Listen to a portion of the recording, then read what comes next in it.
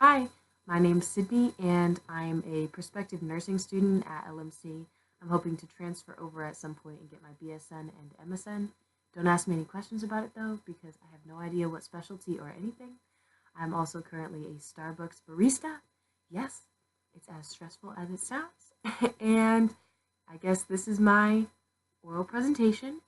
The subject I decided to choose was something that I actually thought I might want to be one day in life, and that was a makeup artist, specifically that behind like movie productions and theater. Um, Career fields like being a makeup artist are becoming less bound by what gender you should be. Commonly, it was just women always wearing makeup, women doing makeup. It was a woman's thing. But as you've seen the last few years, there's a lot of male makeup artists that have come out and have been more accepted. And that's how it should have always been, honestly, because men and women are equal in their talents. And there's a lot of male makeup artists out there that have done amazing jobs on many clients and are very popular, even more popular than a lot of female makeup artists. So I think that YouTube has an effect on the upcoming generations, especially my generation. Even I was affected by YouTube videos of makeup artists, and it really inspired me when I was younger to experiment with makeup and see where it could take me and see what my imagination could bring because it's your you are the canvas for your creativity, and it's limitless really because it's yourself. You can do anything to yourself. You can redo it, you can mess up and redo it again and again and again and recreate it and still come out with something beautiful.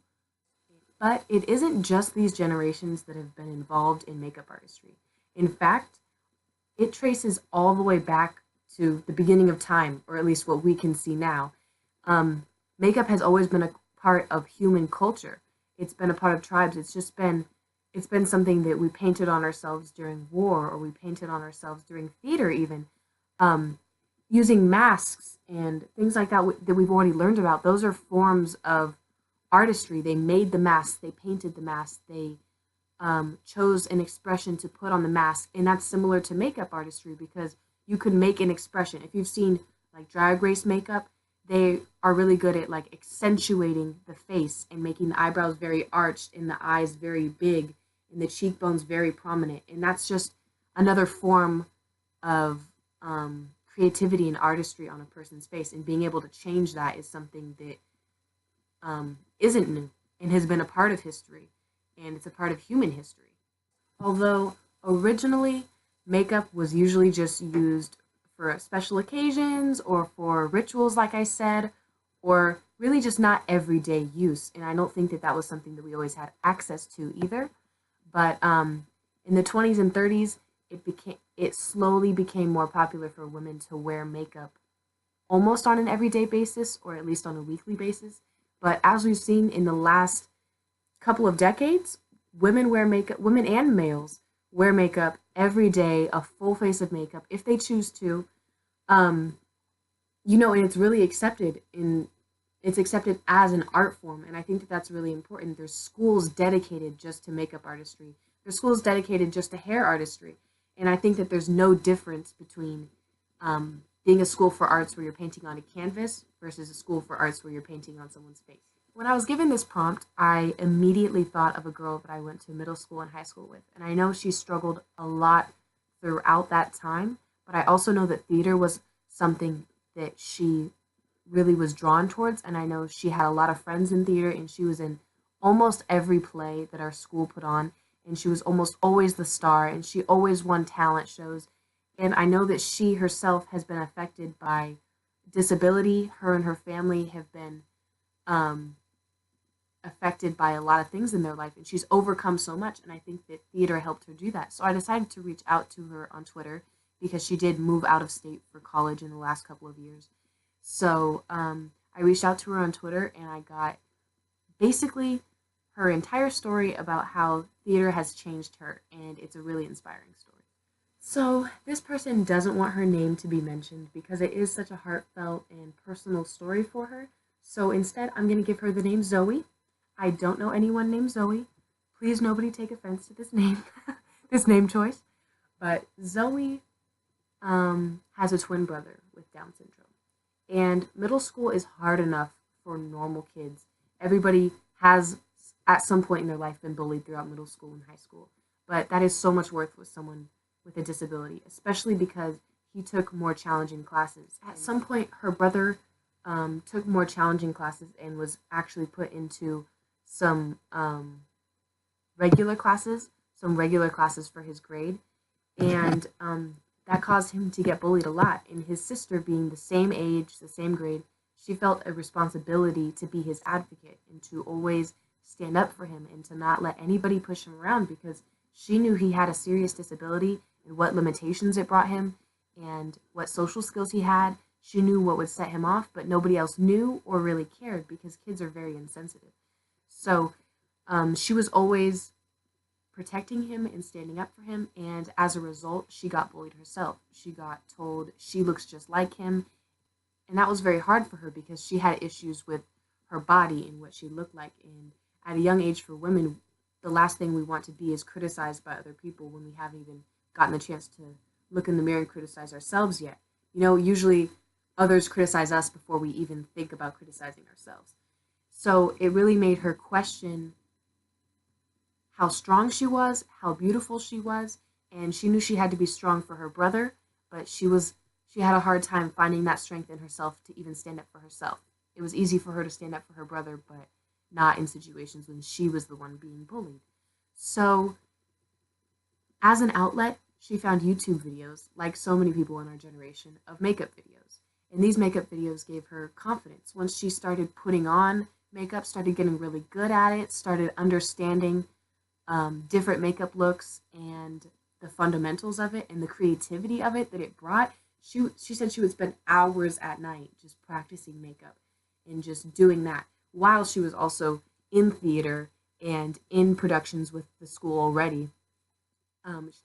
Zoe found what kids were saying about her to be very hurtful, and as a result, she got into makeup to make herself feel better about her image and make herself feel like she doesn't look like her brother with a disability. And as sad as that sounds, it really did lead to something that built her as a person. And I think that that just is a representation of something we've all gone through. Bullies are a part of life, and you grow from it. And that growth from it is how you form your character. You know, it landed her in the position that she wants to be in for the rest of her life. I know that she took an interest in makeup, and that influenced other kids in her grade to do so. And soon enough, everybody in theater was wanting to try out makeup.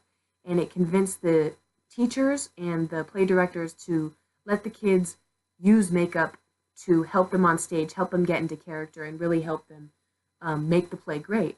So I remember I was in Aladdin in my 6th grade year, and I believe it was her 7th or 8th grade year. And we actually just had parents, including my mom, just come with their own personal makeup bags and pick a student and do their makeup. And it was different every time you went on stage. Every parent had a different style of doing makeup. And it was really interesting to see what came out of it. Not only did she inspire me, but she inspired a lot of people in our grade. And I remember by the time she was in her junior or senior year, she had moved from on stage to the backstage. And backstage, she was in charge of the makeup artistry. She helped all of the actors transform into the characters they were playing. And I think that it really helps an actor get into the zone when they see the character when they look in the mirror.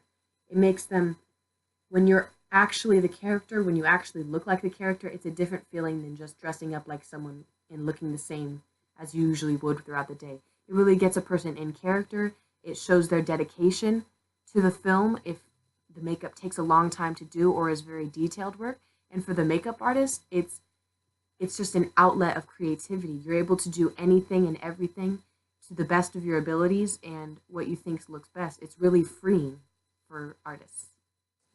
And Zoe even went a step further in advocating for her brother by using her position and her role in theater behind the scenes to involve kids with disabilities on stage. So she got her brother and his friends to actually play in some of the plays at our high school at certain times the play was being aired.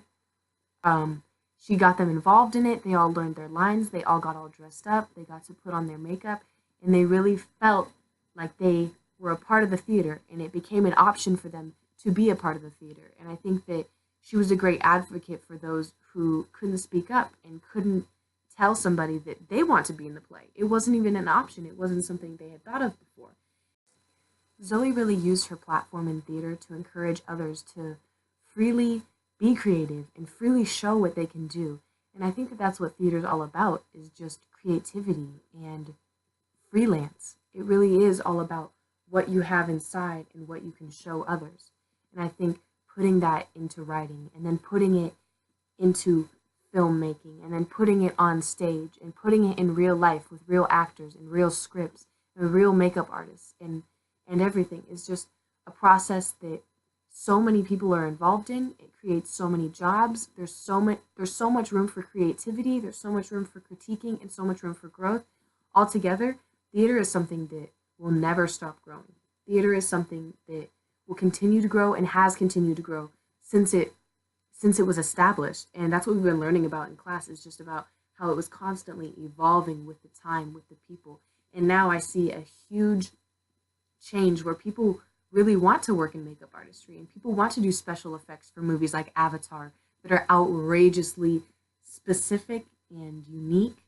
And I think that anybody who could do movies like Avatar are outstanding and they should go for it. And I think that if you have it in you and you think that you know enough about makeup artistry or you have the drive to learn more about it, it's something that everybody should go for and anybody could go for.